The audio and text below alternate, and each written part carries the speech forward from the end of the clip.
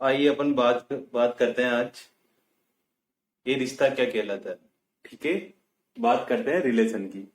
ठीक है, रिलेशन बहुत जरूरी है हमारी लाइफ में भी और मैरिज की लाइफ में भी। ठीक है, जैसे हमारे ब्रदर होते हैं, सिस्टर होते हैं, फादर होते हैं, मदर होते हैं, इसी तरह से मैरिज में भी एक रिलेशन होता है। किस तरह का रिलेशन कि जैसे 3 > 2, ठीक है, 2 <3, इस तरह के रिलेशन काफी सारे होते हैं। ठीक है, कि 2 का स्क्वायर 4 होता है, आपस में एक दूसरे का स्क्वायर करना, ये सब रिलेशन होते हैं। तो आज हम इन संबंध के बारे में बात करते हैं कि किस किस तरह से आता है। बहुत ही आसान सा है, लेकिन बच्चे थोड़े से प्रॉब्लम हो जाता है क्योंकि 10 से 11th में आते हैं।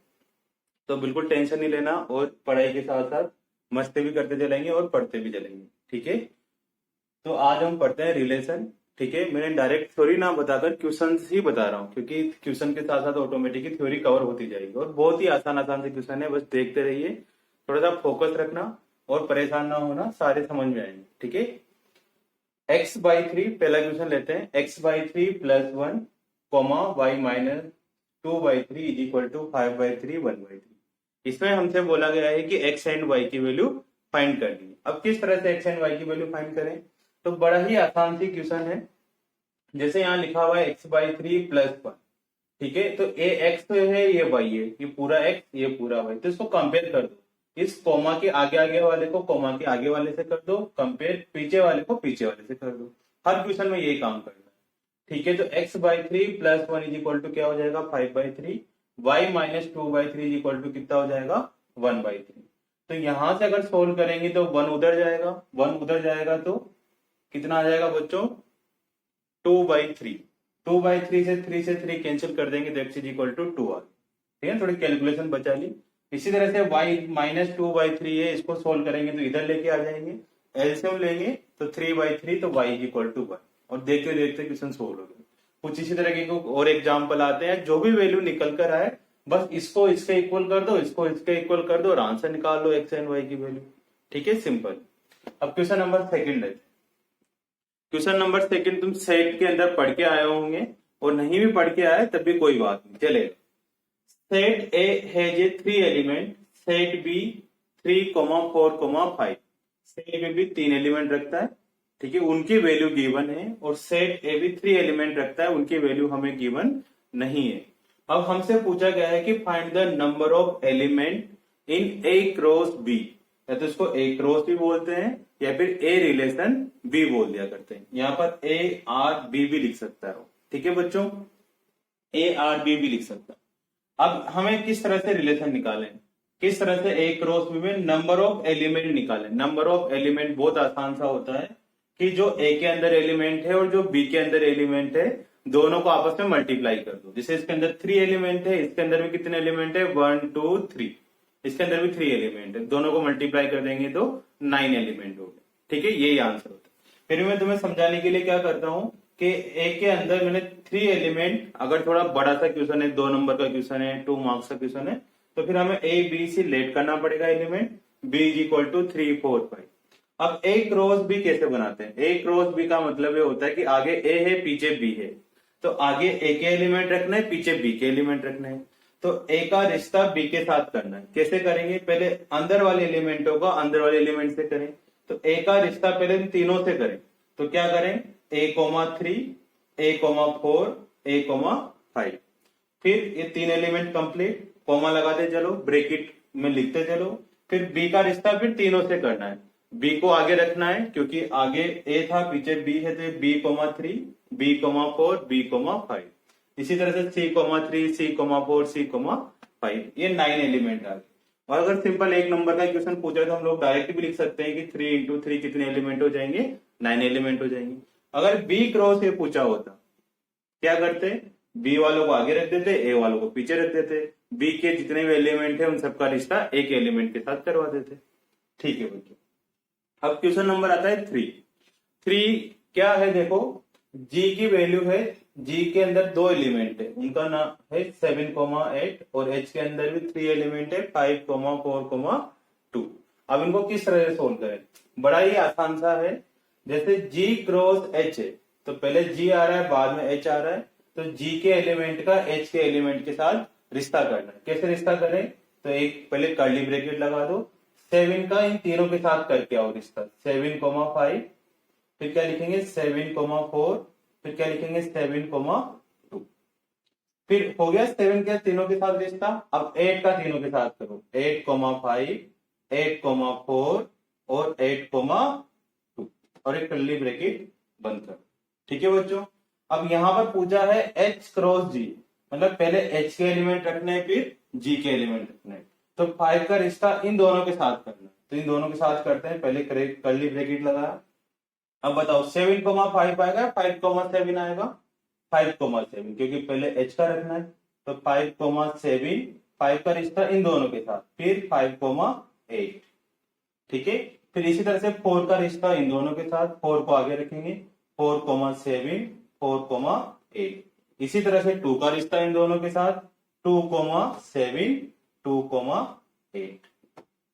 इस तरह से हमें रिश्ते बनाने हैं। बहुत आसान से क्वेश्चन है कि एच जी क्रॉस एच निकालो, एच क्रॉस जी निकालो, जितने भी वैल्यू होंगी अपन सारी की सारी वैल्यू निकालते चलेंगे। चलो इसके बाद नेक्स्ट क्वेश्चन करते हैं 4 वाले नंबर का। वो थोड़ा पीछे लिखा हुआ है इसलिए बोर्ड चेंज कर देते हैं और थोड़ा सा एंटरटेनमेंट भी बना देता है।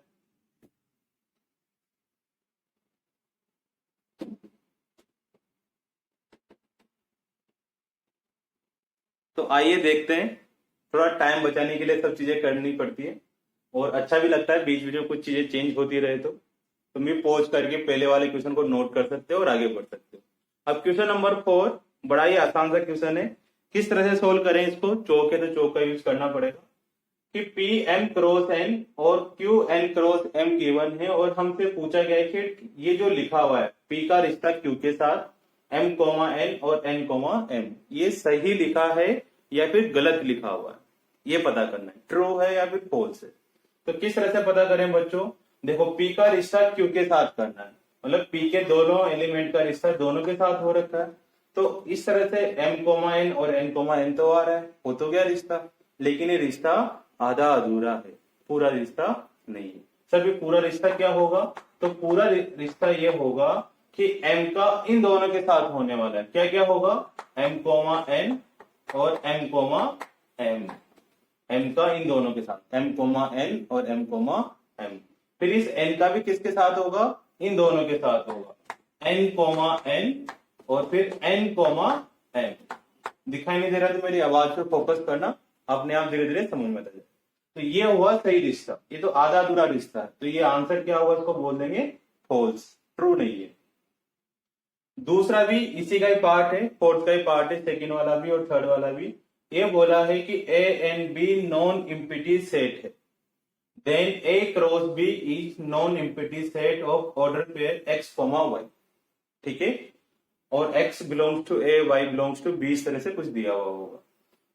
ए और बी नॉन इम्पिटी सेट होने का मतलब क्या होता है कि उसके अंदर जो सेट लिखे हुए रहते हैं, एक तो इम्पिटी का मतलब होता है कि यहाँ पर 5 लिख दो, ये इम्पिटी सेट हो गया, लेकिन इसके अंदर कोई ना कोई एलिमेंट है। इस तरह से 1 हो, 2 हो, 4 हो, कितने भी एलिमेंट हो सकते हैं, उसको बोलते हैं नॉन इम्पिटी सेट। तो जब हम ए का बी के साथ रिश्ता करेंगे, बी के अंदर भी नॉन इम्पिटी सेट है, तो हमेशा कुछ ना कुछ रिश्ता तो निकल कर ही आएगा। जैसे बी के अंदर मैंने लिख दिया ए कोमा बी, अब ए क्रॉस भी कितना होगा?